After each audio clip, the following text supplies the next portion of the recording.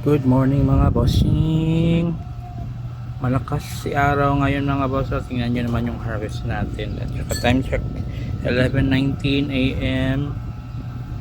Okay si araw ngayon mga boss. Isa lang yan si SRNA sa apat natin na MPPT SEC. Pangalawa ito LJ 60 amps. Malakas din. Nasa 41 amps. Pangatlo LJ 600 watts. Nasa 15 amps. Ito nasa 4.4 amps, 200 watts step up. Ito merong panel na 160 watts isang piraso. So since step up siya, pwede natin siyang gamitin sa pag-charge ng ating battery. Yung battery natin na 24 volts 8S2P 5376 watt hour. Yan yung battery natin.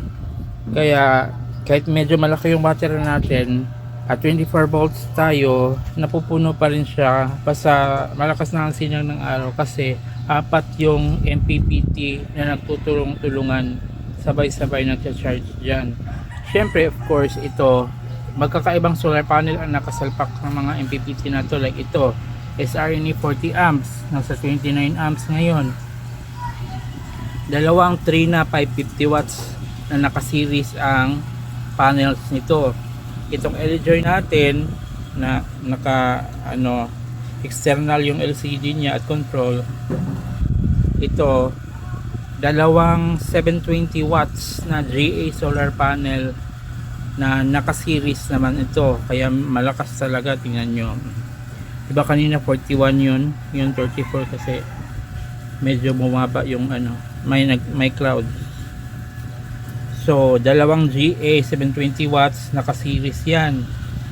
Tapos ito naman iba din yung solar panels nito, apat na buska 160 watts naka-series, so total nun 640 watts, but 600 watts lang to, pero yun kaya pa rin naman kahit 640 watts kasi hindi naman talaga nag-max out, especially pag mga maliliit na solar panels. Yung buska hindi siya nagmamax out, or kung nagmamax out man, ang napansin ko dito umabot to ng 22 amps, 24 volts 22 amps. Yung pinakamalakas talaga pag nag 40 amps to. Ito 53 amps ang inabot nito na ano ko, pero hindi ko nabidyohan yung 53. Ang nabidyohan ko nito is 51.9 something ganun. Yan, so ito 21 amps yun. Tapos ito naman isang solar panel na Hantec 160 watts, nasa 4 amps siya ngayon. So napansin nyo yung voltage ng input is 15.7, ang output naging yung 27.6, yan yung battery voltage ngayon, pero ang output nyan na sinet natin sa charging voltage is 29.2. Same lahat to, 29.2. Ganito kita nyo yan, 29.2 volts 60 amps. So ito 29.2 kasi 24 volts ng battery natin. So yan mga bossing. At saka confident ako dito kahit sabay-sabay ito at malakas, kasi meron tayo nagpapalamig dito. Ito may nakatutok na ceiling fan dyan, sakop yan lahat ng ceiling fan. Ito mahangin pa rin, mahangin. Nilagyan ko ng ganito to para medyo yung hangin diretso doon sa mga grills niya, hindi siya iinit masyado. Kasi ito meron din ganyan si SRNA. Yan, hindi ko na nalinisan to, hindi ko pa nalinisan, tagal na. Yan mga bossing, ito wag nyo nang pansinin yan, kasi dati kasi ginagamit ko itong load side nito. Ito yung di ba 24 volts, so 24 volts ang ginagawa nito, DC to DC back converter to. Ang 24 volts ginagawa niyang 48 volts, so kino-convert niya.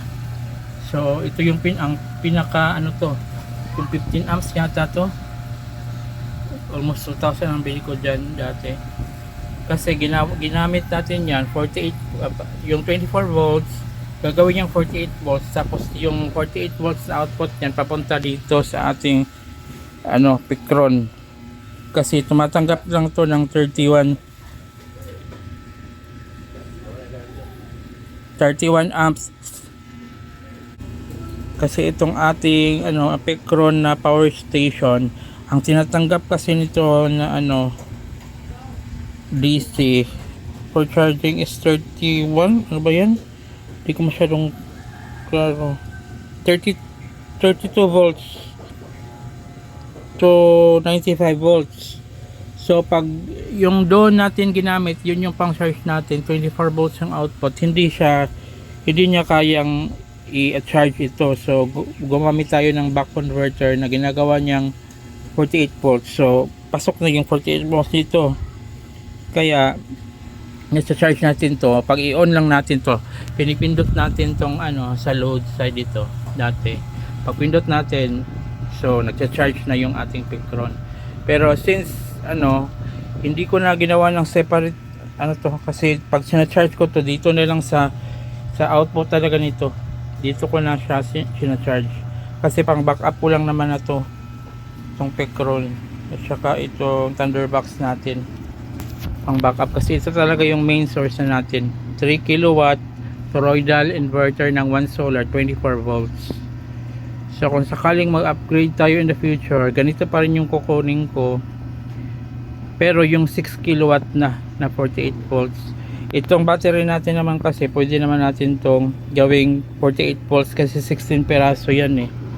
Kaya lang ngayon setup nito is 8S2P. So naka 8 series, 2 parallel. So pag kung sakaling umabot na to, mag-reach na to ng 20 years, tapos saka siya masira 20 years or 30 years, saka tayo bibili ng 6 kilowatt. Sorry, 6 kilowatt 48 volts na ganito din kung buhay pa tayo sa panahon yan. At meron pang 1 solar. Yun, 6 kilowatt na ganito toroidal na 48 volts. Tapos ito gagawin na natin siyang 48 volts. I-series na natin yan lahat, 16S. Tapos bibili na lang tayo ng active balancer na 16S, kasi yung gamit natin na active balancer dyan, dalawa, 8S lang yan. Tapos ito 24 volts lang to, so hindi na ito magagamit natin pag mag 48 volts tayo. So papalitan natin yan ng SRNA din. 85 amps ang na titingnan kung magandang MPPT SCC. Tapos ito hanggang 24 volts lang din to, so hindi natin magagamit itong dalawa. Papalitan na natin yan ng dalawang 48 volts gaya ng ganito. So 48 volts kaya nito 12 volts sa 48 volts. Ito din 24 volts to 48 volts kaya naman din, kasi step up to. Ito 12 volts at 24 volts, 12 volts at 24 volts. So pag mag 48 volts tayo, ito hindi na siya pwedeng gamitin kasi hanggang 24 volts lang to. So by that time siguro benta na natin yan. So yan mga boss, pinakita ko lang sa inyo yung ating system ngayon, 11:28 AM. Malakas yung load, naka-on yung aircon. Yan mga boss, good morning, God bless everyone, ingat.